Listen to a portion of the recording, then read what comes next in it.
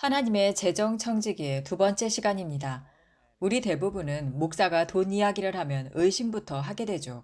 저 사람이 결국은 내 돈을 노리고 있는 거 아닌가, 이기적인 목적이 있는 거 아닌가, 그런 생각이 먼저 드는 거죠. 그래서 제가 이 책을 무료로 드리고 있습니다. 저는 여러분에게 무언가를 얻기 위해서가 아니라 여러분이 이 진리를 통해 유익을 얻어가시기를 진심으로 바랍니다. 제가 치유에 대해 가르칠 때도 제가 스스로 치유받으려고 가르치는 게 아니죠. 하나님께서 제게 보여주신 것들, 그리고 제 삶에서 실제로 나타난 열매들을 여러분과 나누기 위해서 알리는 겁니다. 죽은 자가 살아나고 맹인이 눈을 뜨는 일들을 직접 보았고, 주님께서 제게 그것을 거저 주신 같이 저도 여러분께 거저 드리고 싶습니다. 결혼에 대한 가르침도 마찬가지고요. 여러분을 위한 것입니다. 그런데 유독 돈 이야기를 하면 성도분들은 의심을 많이 하시죠. 물론 그럴 만한 이유가 충분히 있습니다. 어떤 목회자분들은 실제로 사람들을 조종하고 성도들의 재정을 착취해 왔던 것도 사실이니까요. 그러나 그런 잘못된 사례가 있다고 해서 모든 재정에 대한 가르침 자체를 무시하고 거부하는 것은 더욱더 위험하죠. 제가 이 재정적 청지기직 시리즈를 시작한 이유도 바로 그런 이유 때문입니다. 오용되고 잘못 가르쳐졌던 부분들을 바로잡기 위해서죠. 우리가 이 돈을 내 것이 아니라 하나님의 것으로 여긴다면 그 순간부터 그 안에 있던 이기적인 동기는 사라지게 됩니다. 청지기의 관점에서 재정을 바라볼 수 있다면 하나님의 뜻에 따라 자유롭고 건강하게 돈을 다스릴 수 있습니다. 말하자면 들어오는 돈을 그냥 나의 유익을 위해서만 쓰지 않게 됩니다. 자연스럽게 하나님, 이 돈은 제 것이 아니라 주님의 것입니다. 라고 고백하게 되지요. 그 고백 하나가 우리 태도의 전체를 변화시키게 됩니다. 번영에 대한 가르침에 대해 여러 오해와 비판들에 대한 말씀은 이쯤 하고 오늘은 누가복음 16장에 나오는 예수님의 비유를 통해 말씀을 전하고자 합니다. 어떤 부자가 있었고 그의 청지기가 주인의 재산을 낭비한 혐의로 고발을 받았죠. 주인은 청지기를 불러 내가 이런 고발을 받았는데 장부를 정리해서 가져와라. 사실이면 너는 더 이상 청지기가 아니다. 라고 말합니다. 여기서 청지기는 사실상 자기 죄를 인정합니다. 내가 이제 뭘 하지? 주인이 나를 해고할 텐데. 그는 노동을 할 수도 없고 구걸도 부끄럽다고 말했습니다. 여러분, 구걸은 부끄러워하면서 도둑질은 부끄러워하지 않았던 이 아이러니를 보십시오. 아마도 그는 들키지 않을 거라고 생각했겠지만 이미 죄는 드러났고 그는 곧 해고당할 것을 알고 있었습니다. 그래서 그는 꾀를 내죠. 내가 쫓겨난 뒤에도 사람들로부터 도움을 받을 수 있게 하자. 그래서 주인의 채무자들을 불러 빚을 깎아주기 시작합니다. 100말에 기름 빚진 사람에게는 50이라고 쓰게 하고 100석 밀 빚진 사람에게는 80이라고 쓰게 합니다. 여러분, 이 불의한 청지기가 지금 무슨 짓을 하고 있는지 아시겠습니까? 여전히 돈을 훔치고 있는 겁니다. 다만 이제는 돈을 자기 주머니에 넣는 것이 아니라 주인의 채무자들에게 빚을 깎아줌으로써 그들로부터 호의를 사려는 것입니다. 다시 말해, 이젠 돈을 자기 주머니에 넣는 게 아니라 사람들에게 빚을 덜어주며 은혜를 사는 방식으로 바꾼 겁니다. 그러니까 살 길을 찾아 나서는 것이죠. 성경에서는 이 두 사람의 사례만 나오지만 실제로 이 부자는 채무자가 훨씬 많았을 것으로 생각되죠. 어쨌든 이 불의한 청지기는 자기가 해고당한 이후에 그들로부터 뭔가 도움을 받기 위해서 내가 당신 빚을 깎아줬잖아요. 이제 나 좀 도와주실래요? 이런 식으로 계산해서 행동한 것이죠. 결국 그는 여전히 주인의 돈을 훔치고 있었지만 이제 그 돈을 자기 주머니에 넣는 대신 사람들에게 은혜를 사기 위한 수단으로 사용하고 있었습니다. 뇌물처럼 쓴 것이죠. 사실 세상에는 이런 사람들이 많습니다. 돈을 훔치고 그걸로 사람을 사려 하고 영향력을 만들려는 일은 흔한 일이죠. 근데 우리 모두가 알다시피 그 다음 구절 8절이 우리를 모두 놀라게 하지 않았습니까? 주인이 이 불의한 청지기를 칭찬했다는 건 말이죠. 그가 주인의 돈을 훔쳤는데도 성경은 이 세대의 아들들이 자기 시대에 있어서는 빛의 아들들보다 더 지혜로움이라 라고 말하며 칭찬하셨습니다. 정말 충격적이지 않습니까? 도둑을 칭찬하셨으니까요. 그가 나중에 이익을 위해 사람들에게 잘 보이려고 했다는 건 이해되지만 그걸 보고 주인이 잘했다고 말하는 건 정말 이상한 일입니다. 여기서 제가 강조하고 싶은 점이 두 가지가 있죠. 오늘 방송에서 두 가지를 다 다루기는 어려울 거예요. 하지만 이 내용은 전체 자료에 담겨 있으니 30분짜리 이 조각 방송이 아닌 전체 흐름을 항상 들어보시기를 원합니다. 우선 첫 번째로 다루고 싶은 것은 이 주인의 태도입니다. 자기에게서 돈을 훔치고 손해를 입힌 사람을 칭찬했다는 점 말이죠. 한번 생각해 볼까요? 여러분 집에 누가 들어와서 여러분의 베갯잎에 보석을 마구 넣고 훔쳐가고 있어요. 그 사람을 보고 여러분이 와, 영리하네 하며 칭찬하시겠습니까? 아마 대부분의 분들은 그런 상황에서 분노하고 마음이 상하실 것입니다. 왜냐하면 돈이 우리의 마음과 연결돼 있기 때문입니다. 예수님도 마태복음 6장에서 말씀하셨죠. 네 보물이 있는 곳에는 네 마음도 있느니라. 하지만 이 주인은 달랐습니다.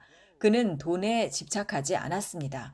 그래서 누가 자기 돈을 훔쳐가도 그것이 곧바로 마음을 무너뜨리지 않았죠.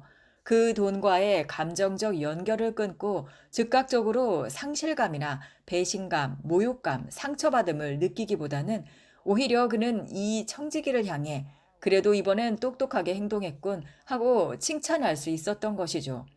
이 부분은 내일 더 깊이 다루겠지만 오늘 여러분에게 말씀드리고 싶은 것은 누가 돈을 훔쳤다고 해서 그의 마음이 무너지지 않았다는 사실입니다. 즉, 우리의 마음이 돈에 묶여 있습니까? 아니면 돈을 초월한 시각으로 하나님의 관점에서 재정을 바라보고 있습니까? 바로 이 부분입니다. 우리들은 돈 문제만 생겨도 마음이 쉽게 흔들립니다. 누군가 내 돈에 손을 대면 마치 내 마음을 건드린 것처럼 반응하는 경우가 많죠. 하지만 그건 하나님 앞에서 올바르고 경건한 태도가 아닐 수 있습니다. 그래서 저는 이번 시리즈의 후반부에서 디모데전서 6장 말씀을 함께 나누며 성경의 경고를 깊이 살펴보려고 합니다. 돈을 사랑함이 일만하게 뿌리가 되나니 이것을 사모하는 자들이 미혹을 받아 믿음에서 떠나 많은 근심으로써 자기를 찔렀도다. 디모데전서 6장 10절.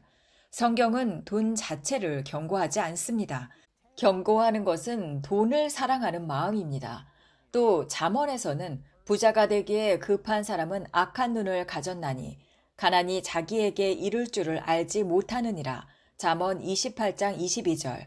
충성된 자는 복이 많아도 속히 부하고자 하는 자는 형벌을 면하지 못하리라. 잠언 28장 20절. 이처럼 재정과 관련된 경고는 성경 전체에 매우 많이 나옵니다. 문제는 돈 자체가 아니라 그 돈에 대한 애착입니다.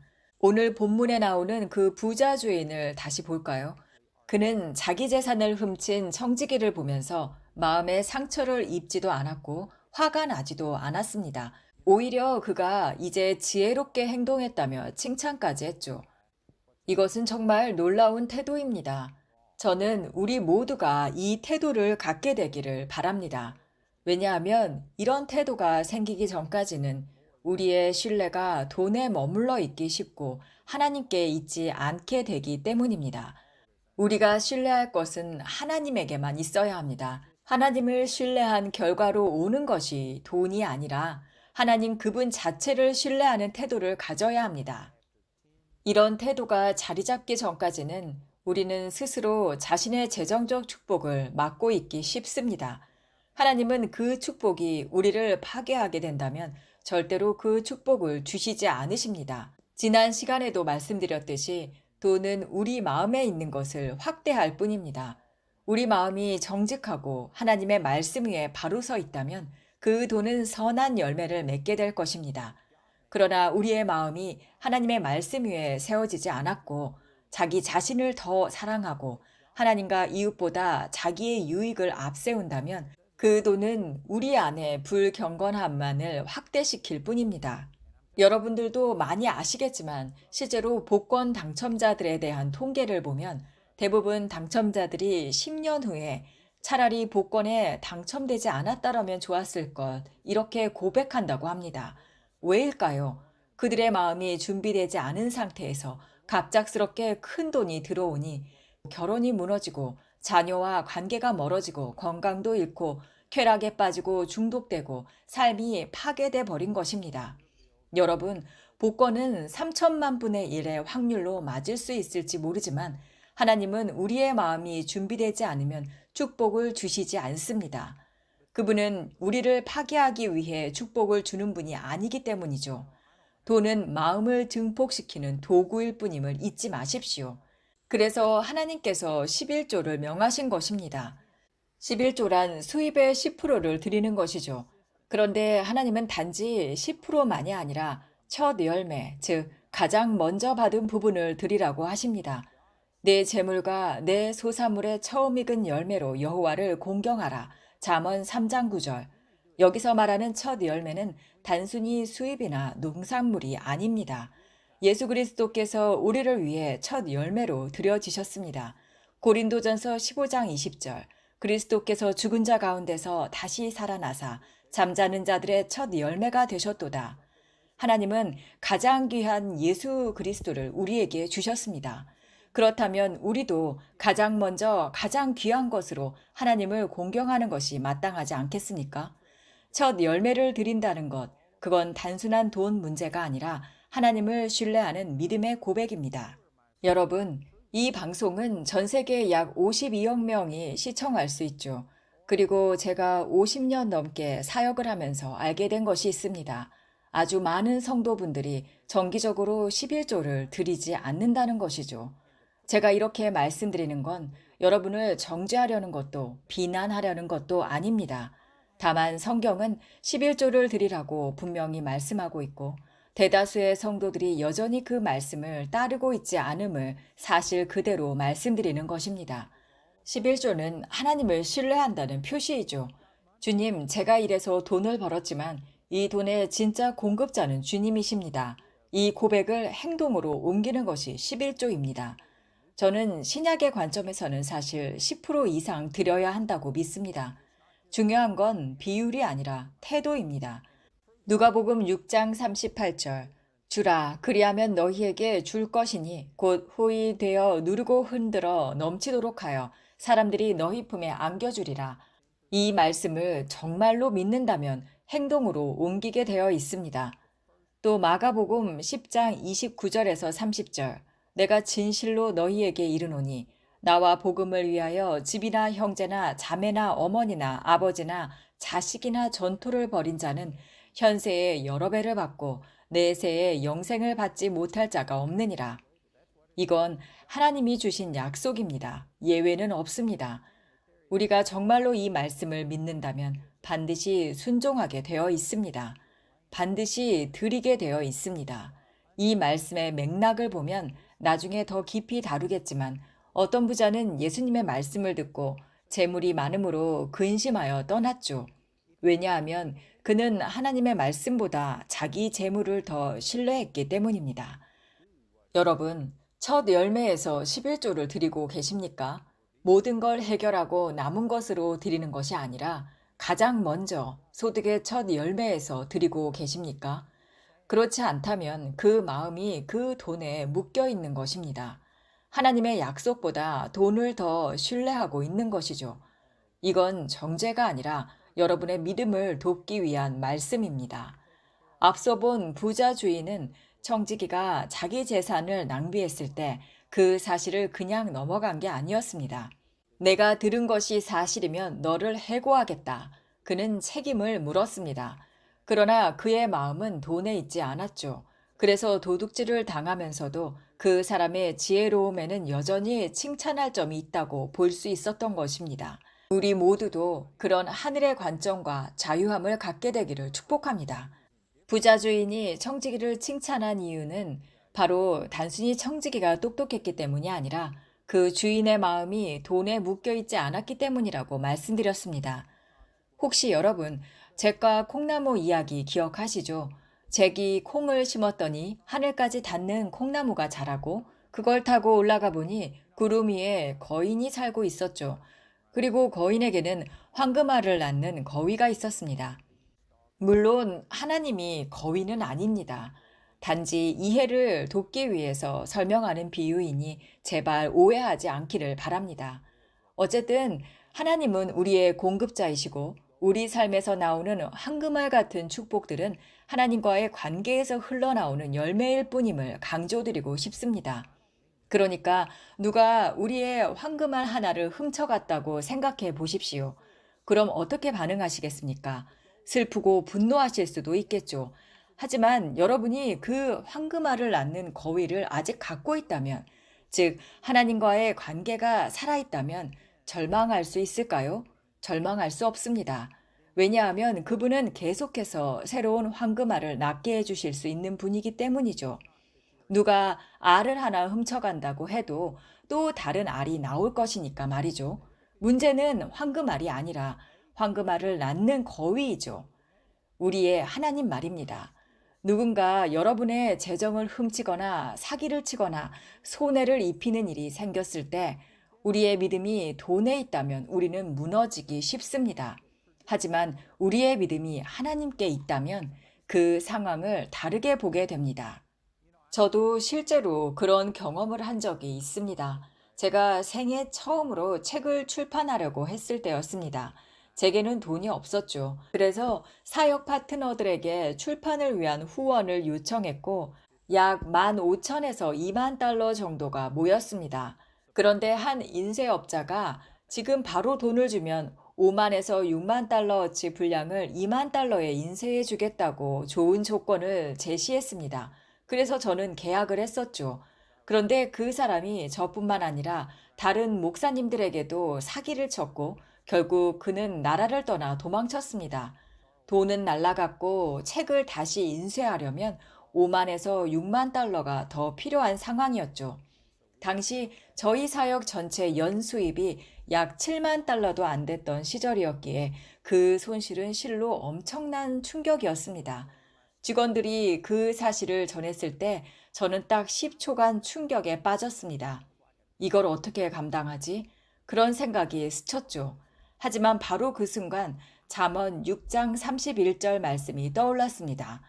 도둑이 들켰으면 7배를 갚아야 하며 집에 있는 모든 소유를 주게 되리라. 저는 종이와 펜을 꺼내서 도둑 맞은 금액의 7배를 곱했습니다. 그리고 이렇게 선언했습니다. 사탄이 훔쳐갔지만 하나님이 갚아주신다. 올해 우리는 이 금액을 돌려받는다. 여러분, 그해 회계연도 말에 저희 사역의 수입은 정확히 그 7배에 가까웠고 단 10달러 차이밖에 나지 않았습니다. 저는 그 돈을 공급원으로 보지 않았습니다. 하나님이 공급자이심을 분명히 붙잡고 있었기 때문에 그 일로 인해 저는 무너지지 않았죠. 싸구려 여행 가방처럼 허술하게 찢어지지 않도록 하나님께서 붙잡아 주셨습니다. 이것이 바로 누가복음 16장의 그 주인의 태도였습니다. 그도 하나님과의 관계 속에서 공급을 받는다는 것을 알고 있었던 사람이었습니다. 그래서 청지기가 자기 재산을 낭비했을 때 그에게 사실이면 너를 해고하겠다고 말하며 책임을 묻긴 했지만 그 일 때문에 마음이 박살나지 않았습니다. 그의 마음은 돈이 아닌 그 돈을 주신 하나님께 묶여 있었기 때문입니다.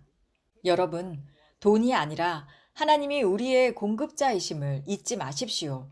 이 진리를 마음에 새기면 누군가가 나의 재정에 손해를 입히는 행동을 했을지라도 그것 때문에 마음이 무너지는 일은 없습니다. 그 부자 주인을 보면 그는 자기 재산을 낭비한 청지기를 향해 화만 낸 것이 아니라 오히려 지혜롭게 행했다고 칭찬까지 했죠. 이런 태도는 정말 보기 드문 태도입니다. 그러나 저는 이것이 우리 모두가 본받아야 할 태도라고 믿습니다. 한 번은 제게 또 이런 일이 있었습니다. 2002년도에 저희 지역에 큰 산불이 있었죠. 대피 명령이 내려졌고 우리 모두는 2주간 집을 떠나야 했습니다. 주변 이웃들은 집이 다 타버릴 것을 예상하고 이삿짐 트럭을 불러 집안의 모든 짐을 옮기고 있었습니다. 하지만 제 아내 제이미와 저는 하나님께 기도했고 하나님께서 우리 집을 지켜주실 거라고 믿었습니다. 그리고 실제로 하나님은 그렇게 하셨습니다. 저희는 그 믿음으로 이삿짐 센터를 부르기 전에 대체할 수 없는 사진 몇 개와 서류 몇 개만 들고 나왔을 뿐입니다. 제 아내 제이미가 저를 보며 말했죠. 여보, 나는 우리 집이 지켜질 거라고 믿어요. 그런데 설령 모든 걸 잃는다 해도 우리가 그것들을 얻는 동안 즐거웠지요. 다시 얻는 것도 즐거울 것이라고 또 믿어요. 그 당시 저희 집에는 전 세계를 여행하며 모은 물건들이 있었습니다. 그런데 제 아내는 그것을 그냥 물건일 뿐이라고 말했습니다. 이건 정말 놀라운 태도라고 생각합니다. 왜냐하면 많은 분들이 무언가를 잃거나 도둑 맞으면 그것 때문에 마음이 산산이 부서지기 때문입니다. 하지만 그건 청지기의 바른 태도가 아니죠. 우리의 진짜 소유주는 하나님이시고 우리의 진짜 공급원도 하나님 한 분뿐이십니다.